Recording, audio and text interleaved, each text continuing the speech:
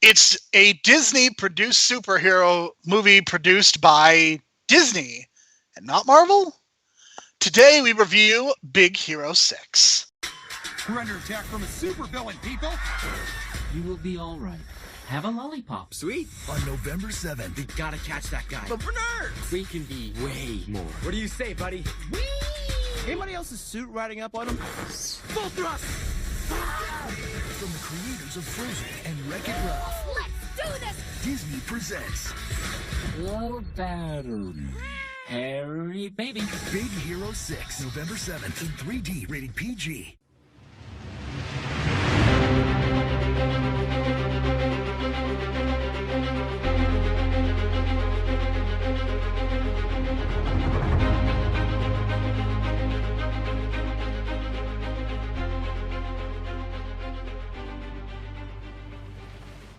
This is the Superhero Pantheon. On this podcast, we take one superhero film a week and decide whether it should be in the Pantheon, the pile of shame, or somewhere in between.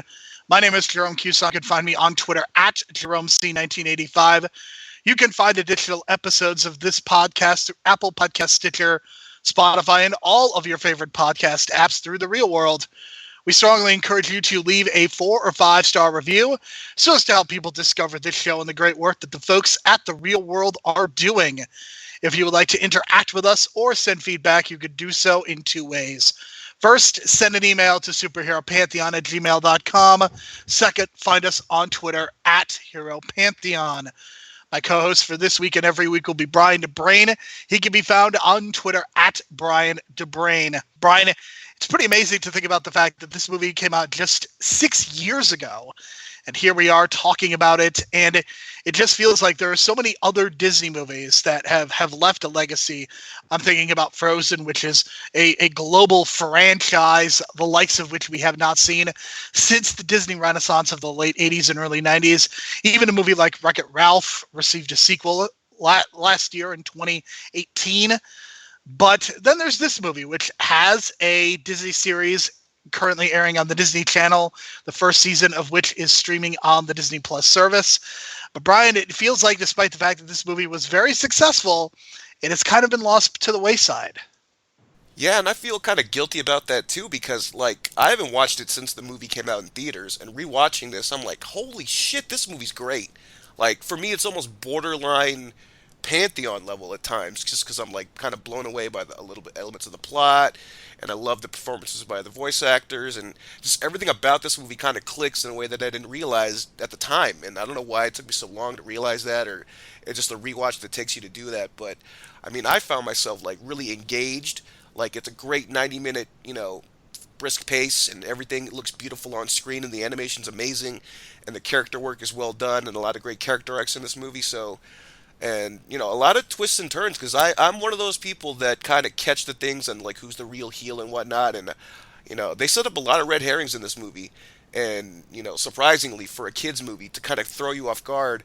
And, it kind of took me off guard, too, because, like, I did not expect who the big twist, who the villain was, you know what I mean? I was totally expecting to be the brother, but then when you switch that up, it kind of makes that revelation even more, painful knowing that the brother died. So just stuff like that, just looking back and seeing how this has a carrying on legacy on the Disney Channel, because I didn't even know about the show until, like, a day before. Like, I watched the movie, I was like, holy shit, there's a show? And then I started watching the show, and it was like, God, this is enjoyable too. So you never know. I think I'm gonna binge that show on Disney Plus. I am not sure if I would call it great. I think that this movie comes at times to being very close to that, but I certainly would not call it as great as you. But there are certainly some very good elements to this movie that we're going to get into. And of course, we have to start with a little bit of cultural appropriation, because this movie is set in an alternate future where after the 1906 earthquake, San Francisco was rebuilt by Japanese immigrants using techniques that allow movement and flexibility in a seismic event. And of course, it is then known as Senfrokyo, due to it being a city with Japanese and American architecture. This is something that we have seen in fiction quite often, appropriating Asian culture for the purposes of a film like this or other movies. Even a movie like Blade Runner has done something similar. So it is always worth pointing that stuff out. Perhaps one of the more popular characters in this movie is Baymax, and we're going to get to talk a little bit about Baymax when we get to the heroes. But his movement and posing was modeled after studying the movement of a baby with a full diaper, which is just fascinating because how do you come to the realization that you need to study a baby with a full diaper in order to fully appreciate the possible movements of Baymax? These are the things that I was thinking about as I was compiling these notes together, Brian. How do you decide that a baby with a full diaper makes more sense than just a baby? Well, it's got to be the size of the rump, right? The big ass bottom when you fill up that diaper, and I totally get that now because it's so weird how they came up with this character because the original character of Baymax is based on something that turns into a dinosaur, right? And I looked that up and I was like blown away. Like, how did they come up with that? Like, they went from a dinosaur to an inflatable robot, but at the same time, it's like they made it so cute and lovable. And then when you tell me about this idea that they based the design off the baby, and then you look at the design, it's like, God, that makes so much sense because, yeah, like it's heavy in the bottom, slimmer at the top, and based on that design, I get why they did that. Because sometimes you need to look at like certain animals or certain things to kind of get the idea of how to animate something. Like I imagine like a movie like Sausage Party, they probably stared at a bunch of like food items in the refrigerator and like, okay, we got to make it move, so maybe we should incorporate other things. You know what I mean? Stuff like that. That's kind of how like animation kind of goes sometimes. You got to look outside the box and look for different movements and stuff like that, and you come up with creative things like a Baymax character. It's cute how you mentioned Sausage Party and the possibility of them watching food items and not bringing up the fact that they were probably stoned while doing that.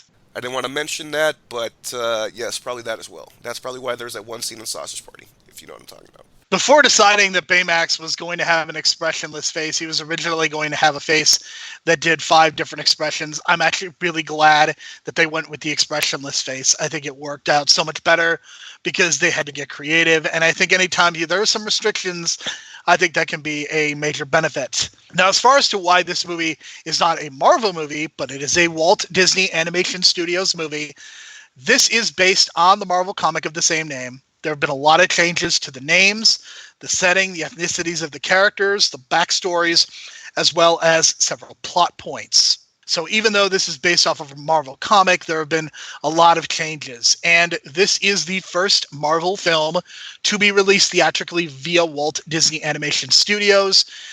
It is worth noting that this movie does not share the same universe as the live-action MCU, nor is it branded as a Marvel property from Marvel Studios. We may get to a point where they want to incorporate this universe in, and I'm sure that they will find a way to do it. But as of right now, this is kind of more Disney than it is Marvel. Yeah, and the original comic, I looked into this. It is so like such a heavy Japanese martial arts like style anime kind of comic, if that makes sense. Like, I don't know if you're familiar with like Fist of the North Star or Street Fighter 2. There's probably other ones from like the 80s and 70s, but that's kind of what it's based, that style. So that martial arts heavy, very graphic animated style. Yeah, and I just can't believe they took that idea, like watered it. I hate to say water it down, but like they basically watered it down, made it kid friendly, and totally just like, you know, made a new thing out of something previous. And that's, to me, that's something like what a best adapted screenplay should do. You know what I mean? Not necessarily go word for word from book to screenplay or comic to screenplay, but something like this I think they should get a little more credit for because they took a completely different concept, reworked it and made it for kids and made it even better, I think. So credit to them for doing that.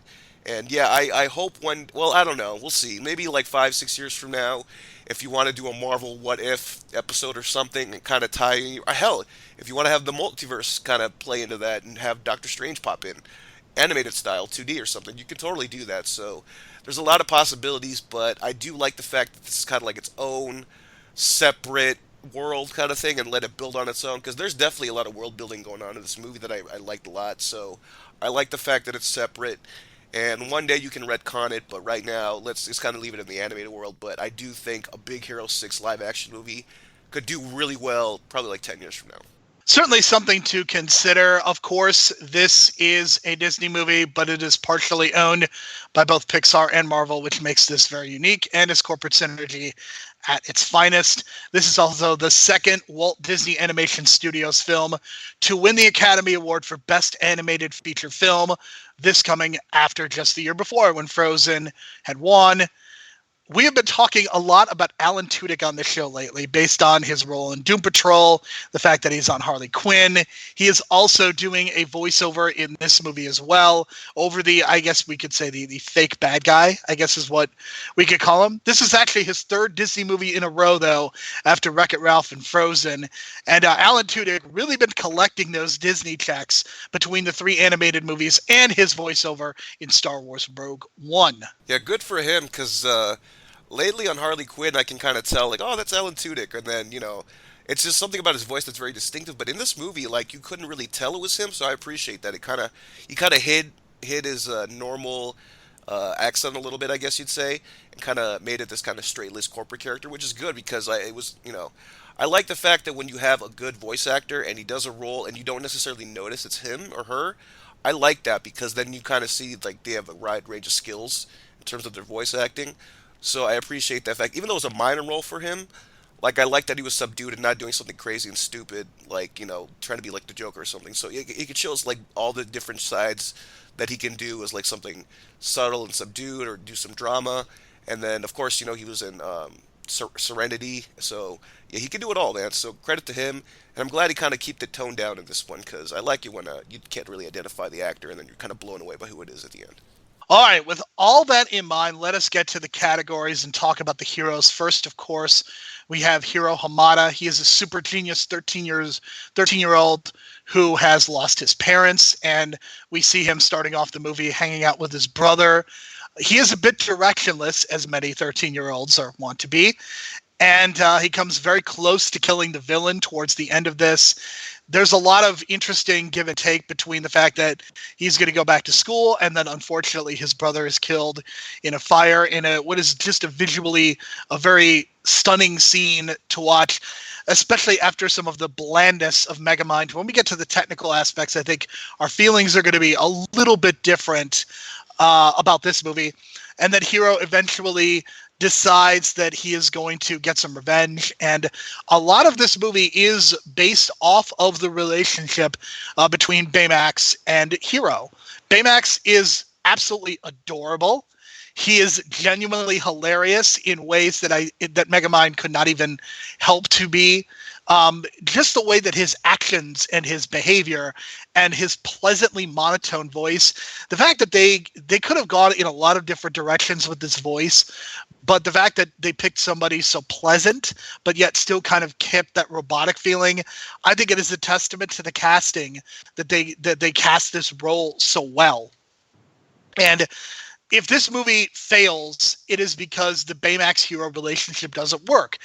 I think it works because of these two characters. And Hiro, to me, comes across like a mini Tony Stark, and that's something that I think since this movie has come out that we've almost seen a little bit too much of, between Doctor Strange coming out, of course, Spider-Man, Peter Parker coming across like a young Tony Stark. So I'm not sure that part of it has aged well, but I think the relationship between Hiro and Baymax, which is the heart of the movie, is very successful. Yeah, and it serves as like this representation or this like Baymax is pretty much his brother Tadashi. Tadashi built Baymax, so it's basically this kind of like metaphorical relationship of the relationship he had with his brother that's carrying on his legacy. So I think that was pretty touching. The fact that he's bonding with this robot that was built by his brother. His brother was like his biggest influence on his life. It's very fucking deep, man. And then the fact that they got this Tony Stark Peter Parker relationship going on, because by the time Tadashi dies, spoiler alert, it's like the same thing. It's like Peter Parker, loses an uncle or he loses someone like Tony Stark, right? And in this case, it's Tadashi, and he's left with his aunt. And I was like thinking, like, God, they really set this up as like a Spider-Man type of movie now, minus like him being Spider-Man, but like it's him and his aunt. He's alone. He's a tech genius. He's kind of lost. So I like that element to it. And this is before even the MCU Spider-Man stuff. So this is during the whole Sony Peter, Amazing Spider-Man era kind of thing going on. So looking back now, it sticks out even more, this relationship and the way they built these relationships and the way they kind of went with it. So I was really surprised at how 6 years later it's even more poignant, I think, and it's just like, wow, it's like, we're seeing this kind of relationship, and um, yeah, it means a lot because, like, goddamn, like, that is so sad the way, I mean, I can't believe in a Disney movie they went the way they did, just like showing the brother, going into a building and exploding. Like, come, like, that's something that I don't think a Disney movie would have done like 20 years ago. Yeah, they killed Bambi's mom and all that thing, but not in the way that they showed Tadashi dying. So I thought just the way that they represent him in Baymax, and the way that they show that video at the end where you see Tadashi struggling to put Baymax together and all the archival footage. It's just great stuff, man. And the way that relationship works, it clicks so well. Yeah, and I love the team as well too. The way they put the team together. We'll talk about that next, but I love that relationship between Baymax, Hero, and Tadashi as well. It's all kind of this. It's pretty much the three of them, even though it's just Baymax and Hero. And I think part of what this movie does so well is just establishes the relationship and carries it through to a very natural conclusion. And there's a couple scenes that I want to mention that I think really drive the point home, that are both kind of heartfelt and humorous at the same time. When it comes to the humor, I think one of the funniest scenes is when Baymax's power goes down. And I know that you love when superheroes get drunk together. And even though Baymax is not drunk, he basically is behaving like he's drunk. And I want to get your thoughts on that scene specifically, because I have to imagine you really enjoyed it because you love superheroes being drunk.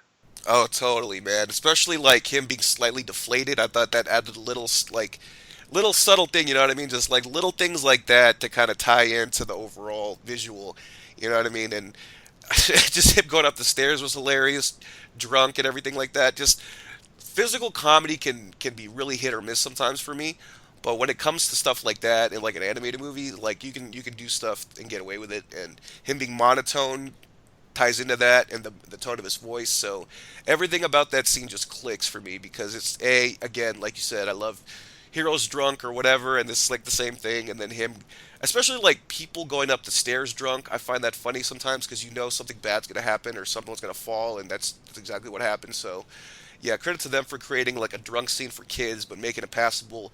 And the stuff, when he deflated a little bit, I thought that was just too perfect. You know what I mean? Visually, it's just like very creative and very subtle. And to further that point, I think as far as some of the heartfelt stuff, we get a scene towards the middle of the movie where Hero has made a brand new suit for Baymax, and there's a big deal made about the fist that ejects and can create some damage, and then the way that pays off at the end, and the way the quote about Hamada feeling fine and feeling taken care of. I think that's also a very powerful moment. And I don't know. I think that it's very clear that they wanted a sequel. The way that this movie ends with all the different abilities and the costumes and some of the other characters that feel very underdeveloped, it feels like they were going for a sequel. And if they're going to do a sequel, it's almost impossible to do that and not have the best character, Baymax. I almost wish that they had stuck to their convictions and had Baymax just not be there and sort of serve in that mentor role and then just kind of go away. But I also understand that there's probably more to be done with this franchise and that you can't do that. But I think that would have made things even more powerful at the end.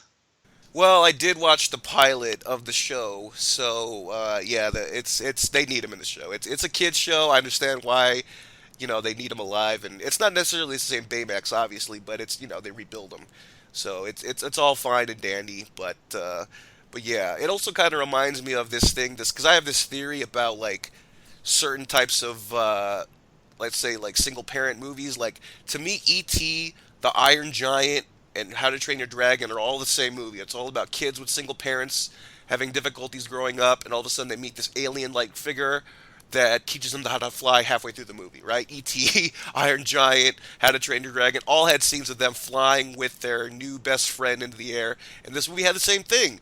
Halfway through the movie, he teaches Baymax how to fly, and Baymax is all like, I don't think flying is going to contribute to your overall health care. And then Hero's like, how do you not find that awesome? Like, if totally it's going to make me healthier, and improve my health care. So I just like that little dynamic, and I find these little repetitions in movies throughout history, and I see the same relationship here. So I'm kind of into those type of movies, man, where a kid meets some alien-like figure, or so to speak, and takes them off and into this awesome journey, and they fly at the end. So they did that here, and yeah, and I feel like we got to talk about the other side characters, though, right? Because they are part of the team.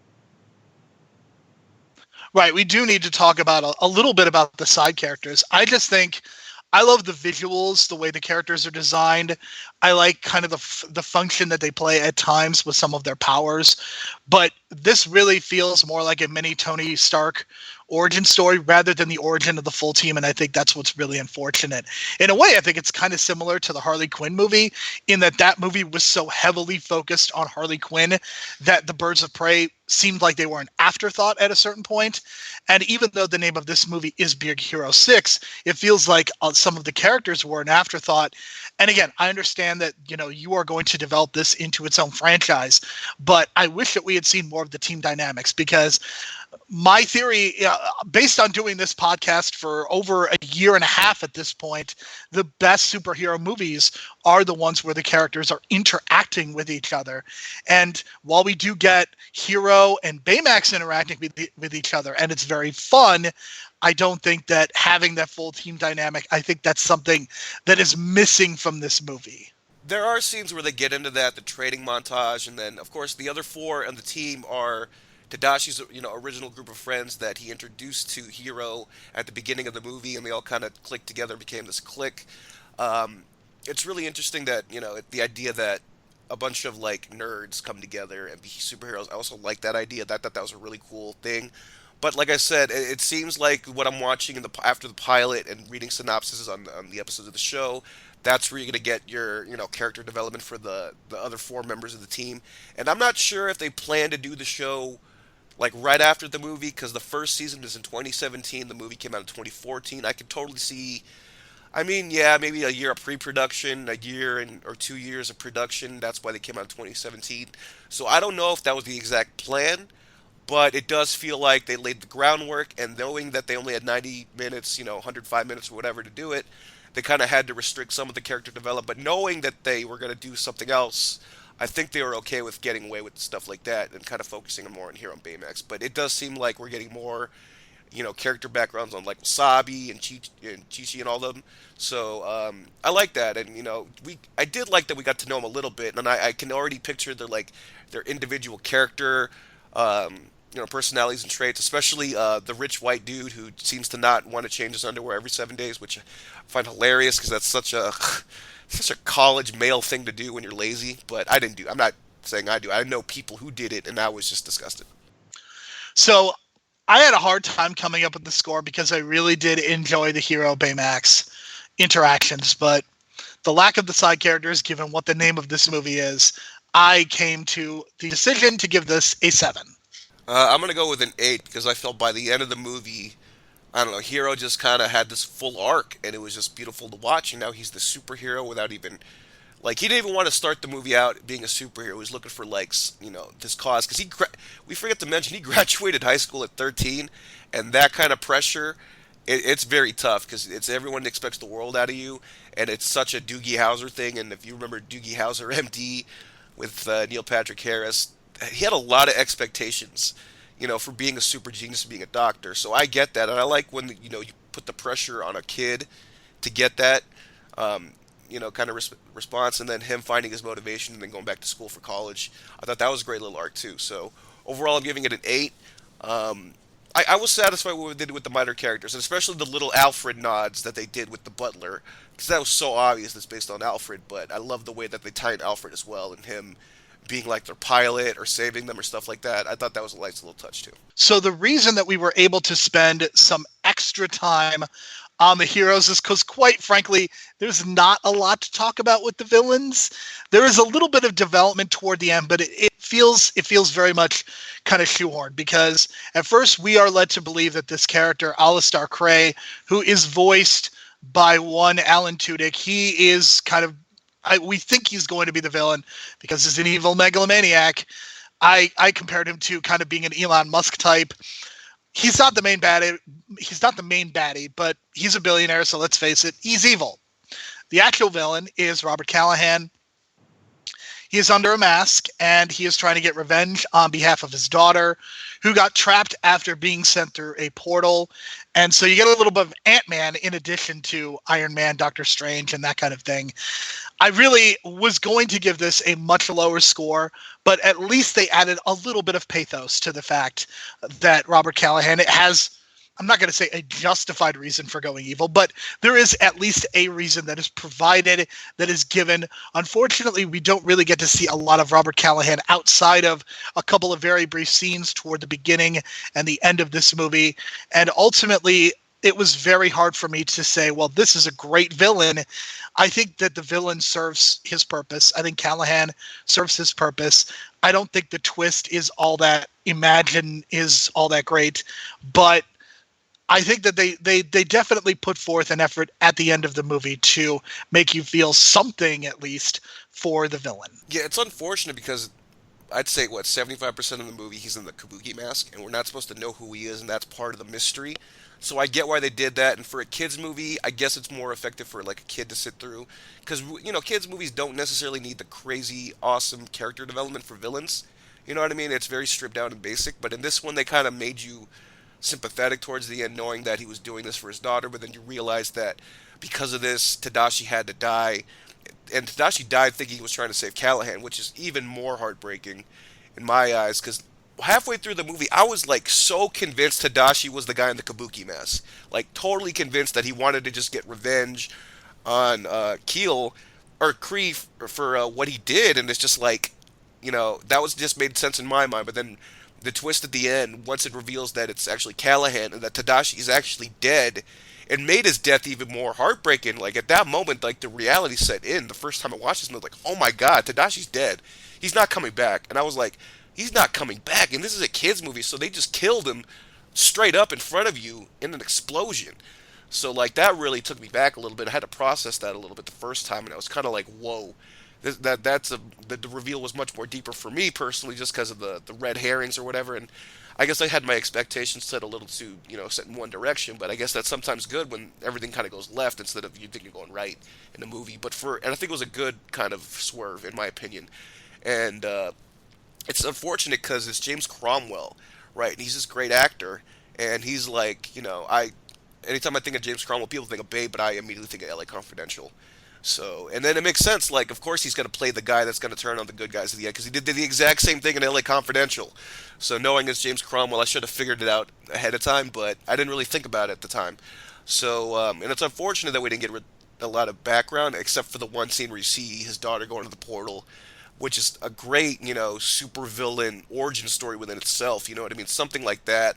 It always comes from tragedy, and I kind of wish they showed that at the beginning, and then kind of like make you forget about it a little bit, and then take it back in full circle at the end. But they don't really show that till the end.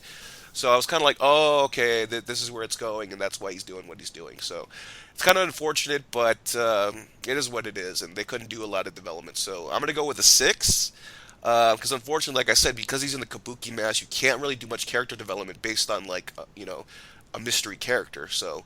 but once it's revealed, they do give the backstory, and you get this sympathy for him, but I wish they just did more. My villain score is a 5, so 1 point lower than yours, but I do have to give credit to James Cromwell. He is always good in these movies. He's kind of become, I think, more of a character actor in his later years, but he has certainly been in a number of animated movies and live action movies, and kind of playing this very role, this kind of turning on the good guys to become the ultimate bad guy.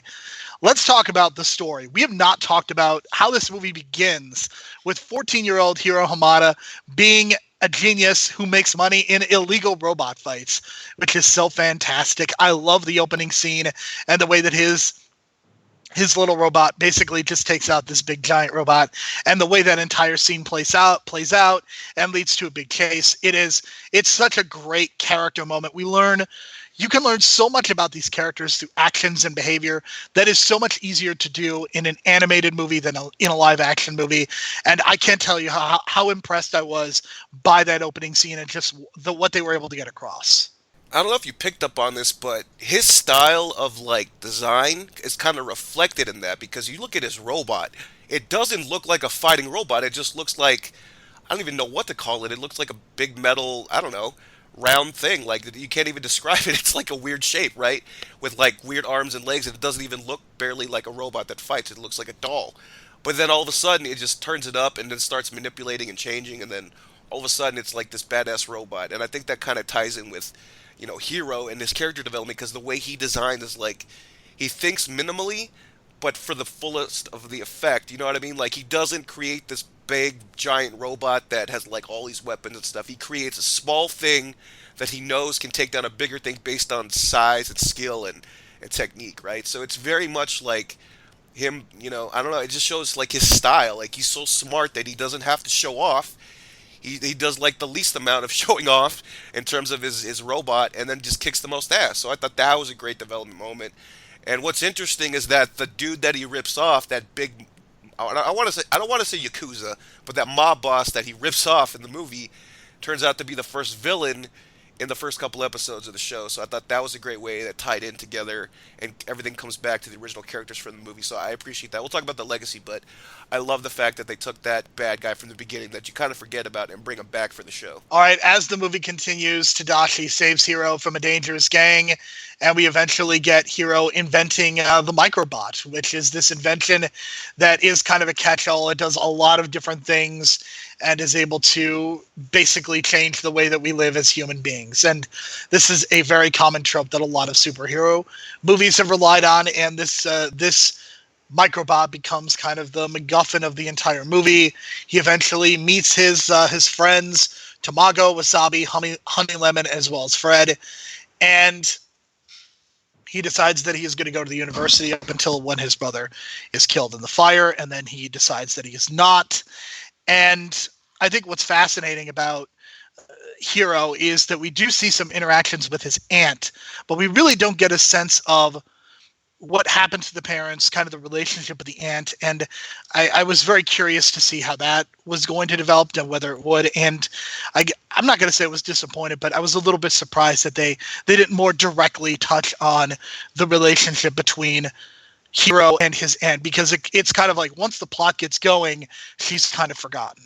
Yeah, I kind of wanted more scenes with him and her, because like as soon as the second time around, I was thinking like, God, this is just Spider-Man and Aunt May in the MCU right now. Totally, that same relationship and dynamic. But I don't know. I feel like maybe she should have been more incorporated with the team. But who knows? Maybe that's going to come in the show, and I don't know yet. But I'm going to binge it. But it definitely has that MCU feel going on right now, and.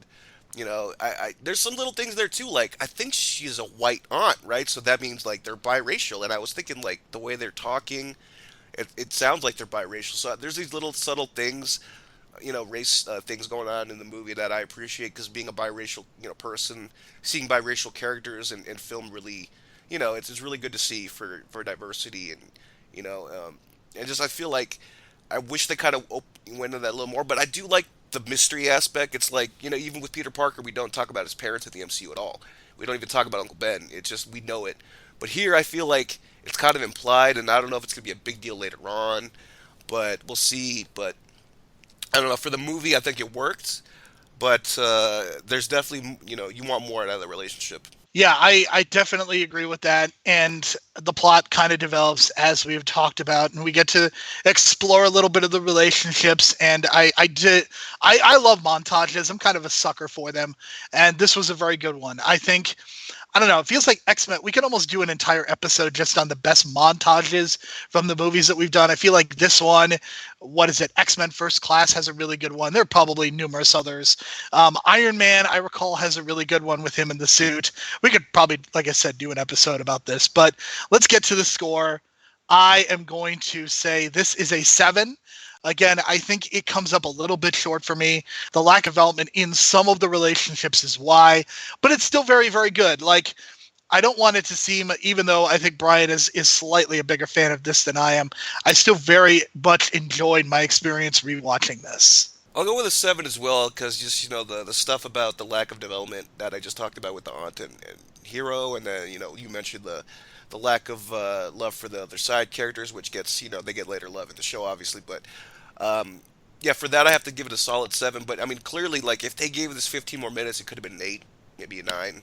You know what I mean? It's unfortunate, but we're always arguing to cut movies down in this episode, I feel, or this podcast, so it isn't what it is, because for 90 minutes, it's a great pace, you know what I mean? So, and there's some other weird things going on, too. Like, I noticed, like, that scene where he gets offered, like, the contract with Kree, and then, it's him or Callahan. He has to choose between those two, and they used to work together, those two, and they have this working relationship from the past, so I thought that was interesting, because it totally reminded me of Silicon Valley, and I don't know if you watched Silicon Valley, but was it the first episode? The first 1 or 2 episodes is the same thing. Like, I think his name's Bachman, Erlich Bachman or something. He basically created this app, and then he has to either sell it or he's gonna go with one developer or another developer, and he has to choose. The two developers have had this past relationship working together, and it was the same thing going on. I was like, wow.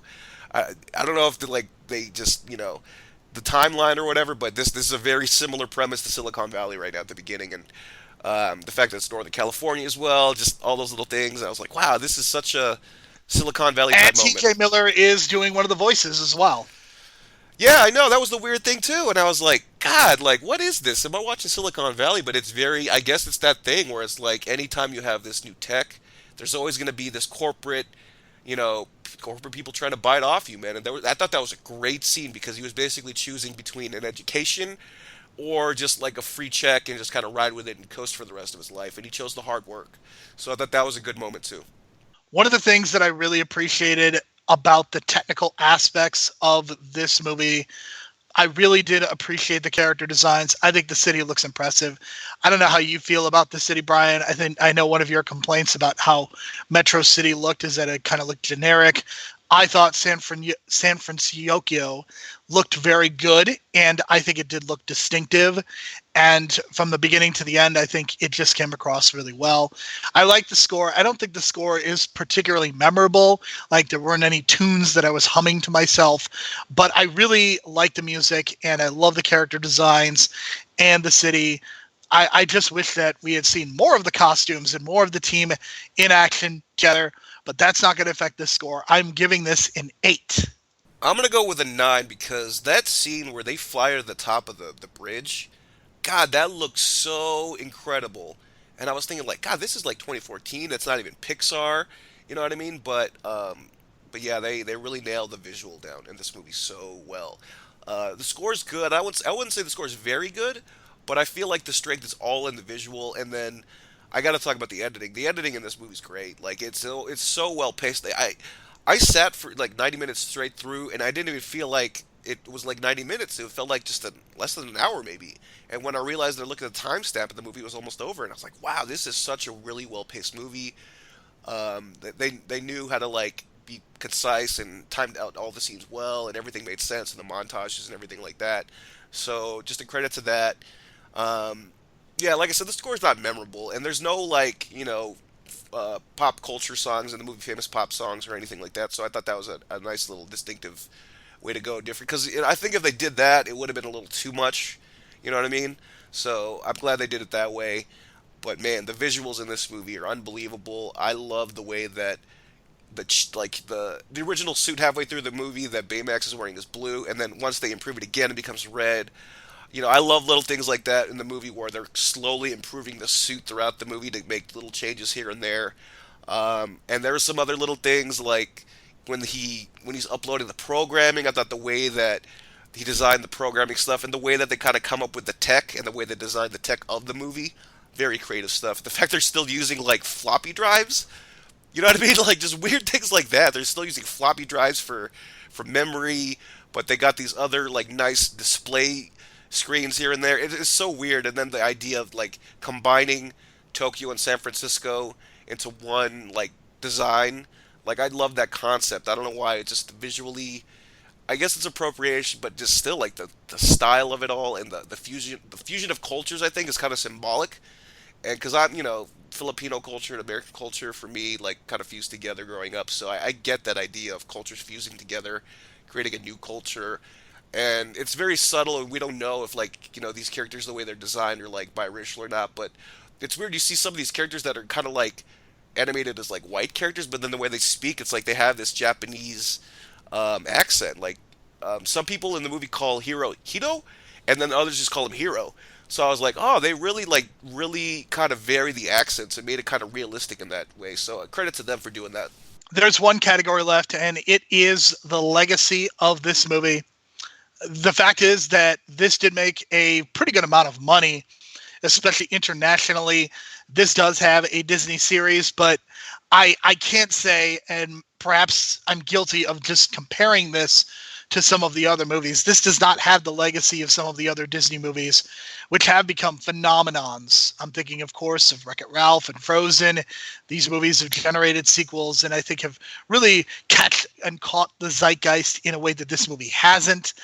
I almost wonder if Disney is not producing superhero movies because of the fact that Marvel is producing 3 or 4 movies a year at this point.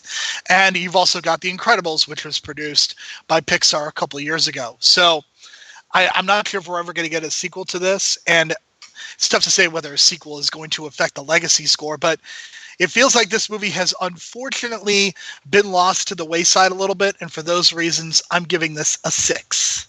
Originally, I was going to give it a 6, but then when I learned about the show the other day, I was like, okay, this affects the legacy. I have to give it 1 point more. So I'm giving it a 7. I can't wait to binge the show, to be honest. Like, I'm really, like, engaged now, and I'm glad we did this rewatch for the podcast, and it really kind of just reopened my eyes to this genre, or not franchise, I'm going to say, but, like, this developing franchise, you know what I mean? Because I looking down the line, I could easily see like a live action version of this like 10 years from now, like easily, and you could do a lot more with it. Have some of the same kind of, pretty much the same character arcs and stuff like that. Change things up a bit. You can like add like maybe 15 more minutes of like scenes to build on and stuff like that. But I totally see this being something like a slow burn over the years. Like I don't know if Roger Rabbit had the big impact that it did right when it came out, but I feel like over the last 20, 30 years, it's become this like coveted classic. So I don't know if it's going to have like kind of the same effect, and I don't know why I chose Roger Rabbit for that kind of comparison, but that's kind of like the comparison that I have, because like not a lot of whole people talk about Roger Rabbit as opposed to like other Disney movies from that era. Like they talk about more Disney movies from that era than Roger Rabbit, right? But Roger Rabbit is still this great movie that still did well and had great animation and stuff like that. So that's kind of why I kind of compare it to that. But yeah, I'm totally gonna binge the show now, and I'll stick with the 7. But I see a lot of potential in the future. It's only been 6 years, but sometimes it just takes a slow burn to kind of build that momentum. You know what I mean? Like another example, and I was kind of like totally off the wall kind of comparison, but The Office. Like I think The Office now is way more popular than it was even 5 years ago, all because of syndication and YouTube clips and stuff like that. And it's been this slow burn, and now all of a sudden The Office is like as popular as it ever was, even though the show ended like 8 years ago or whatever. So it's possible for a slow burn. I would agree. It is certainly possible that this will take off at some point. I don't get the sense that it is. Maybe people are, frequently rewatching this on the Disney Plus service, but I'm just not sure. And I think it's unfortunate because I think that this is a really solid entry into the Disney franchise. I think when you look at some of the other animated movies that they've done over the years, I think this stands up as maybe not quite with the Little Mermaids and the Lion Kings and things like that, but this certainly is as good as some of the next of that next tier. So my final score is a 33. 37. Like I said, very close to that Pantheon level, but still very good score. And I would, even though it's on Disney Plus, I would say like try to go out and find maybe a Blu-ray copy and buy like a special edition of this movie just for your collection, because I feel I might actually do that even though it's on Disney Plus. But I kind of found this new love for this movie all of a sudden. Yeah, physical media will definitely look better than some of the digital versions of these movies. But yeah, I definitely enjoyed my experience rewatching this for the first time since I originally had seen it in theaters. So I definitely enjoyed my experience watching this, and I'm very glad that this is significantly better of a viewing experience than Megamind was. So let's get to the burning questions. On a scale of 1 to 10, how underrated of a movie is this? I'll go with an 8. I just feel like people remember this for like maybe the visual style and Baymax, but there's other really good things going on with the relationships going on with Tadashi and Hiro, and then just the stuff with like Baymax being like this representation of his brother, and then just stuff like that. I feel like it's so underrated in terms of like the story elements where it kind of takes you by surprise, and then stuff like that. You know what I mean? I mean, yeah, the visuals are great, but man, there's some great writing in this movie. I'm going to stick with my 7. I'm going to kind of go and keep the pattern going where my score is a little bit below yours. And I definitely think that this is something, if you have Disney Plus, definitely go back and check this out, and definitely check out the series as well. That is something that I may do at some point in the future. How badly did you want a Baymax after rewatching this movie? Because I desperately wanted one, not just for my health care, but because he seems so much fun to hug. Yeah, I thought, hugging Baymax might feel like hugging a wacky inflatable tube guy. Almost the same kind of thing, right? But I didn't want him so bad. I did want him for like the healthcare stuff, because God knows we need free healthcare nowadays. So there you go. All right, what is up with Disney movies and loss of parents? This is a pattern that you mentioned goes back to the days of Bambi. What is up with that? I don't know, man. It just pulls at your heartstrings, and then as a kid, I guess as a kid, the idea of losing your parent, and this happens to a lot of kids, obviously, too, but that idea of losing a parent early on, it's devastating, and it's a little exploitive in a movie, a little bit, obviously, but it still creates these great, journeys, these hero journeys. You know what I mean? And I don't know what it is. Just parents dying seems to be the thing, or single parents, or just reflecting on a parent. It just creates this drama, this natural drama. So I see why it's this thing in every Disney movie to date, almost, but it is what it is. So I'll be surprised if there is a Disney movie that's not like that, and I can't even think of one right now. But maybe a Bug's Life or something like that. No, I'm sure someone's parents died in that one. But yeah, it's just a thing. It definitely is, and a lot of superhero movies, to be fair, also have the same concept. You think about your Batmans, your Supermans, your Tony Starks. This is definitely something that we've seen, so it's not just a Disney thing. But would you have wanted a sequel instead of a Disney Network TV series? I certainly appreciate what TV series can do. I am not completely dismissing the TV series out of hand, but I think especially when it comes to Disney, there's still something about just the idea of a sequel just having so much more credibility than a network television series. And I think it's unfortunate that we will not get one of those anytime soon.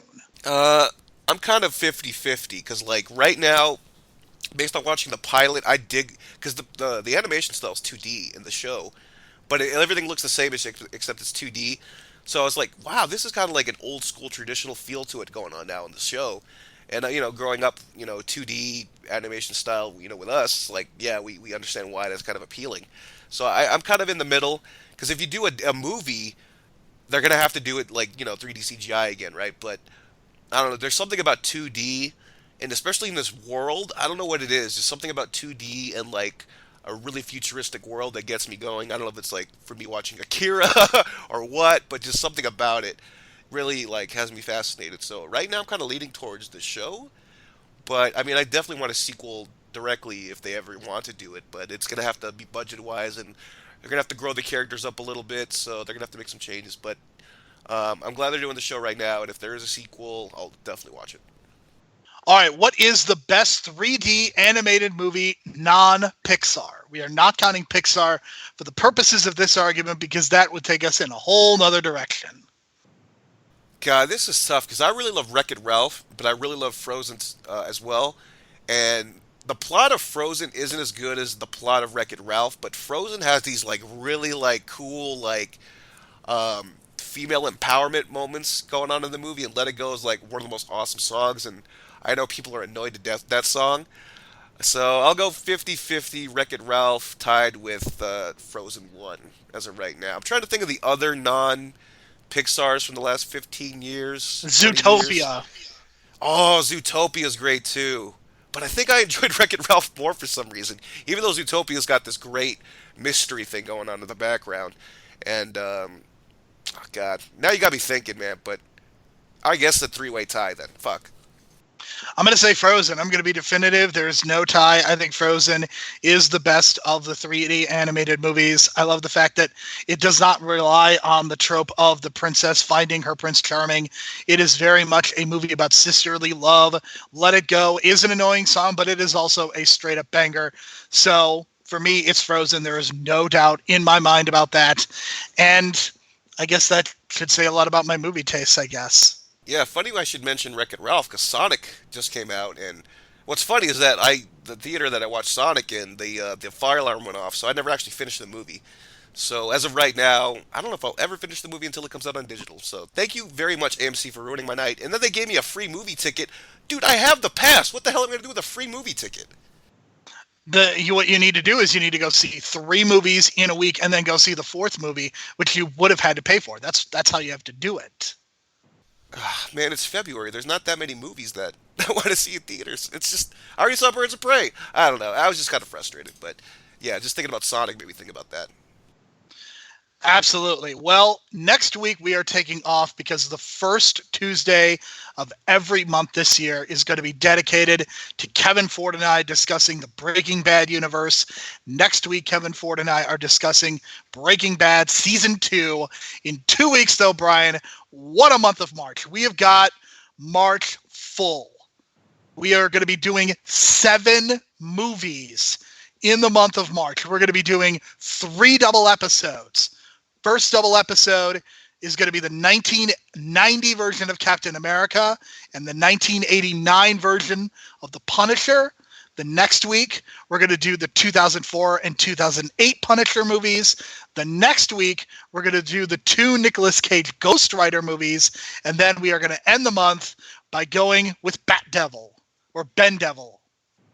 Yeah, Ben Devil, director's cut Ben Devil. So I just never realized that. I never thought we would actually consider reviewing the 1990 Captain America because I don't even think it was released theatrically, but I guess it was. So, correct me if I'm wrong. Is that a Roger Corman production, or that was just Fantastic Four? I think it was just Fantastic Four. I'm not sure. I mean, the Hulk movies are technically TV movies, so that is it's going to be a lot of fun just to see what we think of the 1990 Captain America. It is the 30-year anniversary, so I think it's only fair. For sure. I'm gonna have to borrow it from my buddy because he he collects the most random Marvel comic book movies, even though he doesn't like them, kind of thing. And he definitely has this one, so I'm gonna have to borrow Ghost Rider as well. So we'll see. All right, so thank you. We want to thank everyone for joining us again this week to talk as we discussed Big Hero 6. Next week is Real Bad. Then we're back in 2 weeks. So for Brian, my name is Jerome. Thank you for listening. We'll talk to you again in 2 weeks. Oh shit, my fly's been down the whole time. Whoops.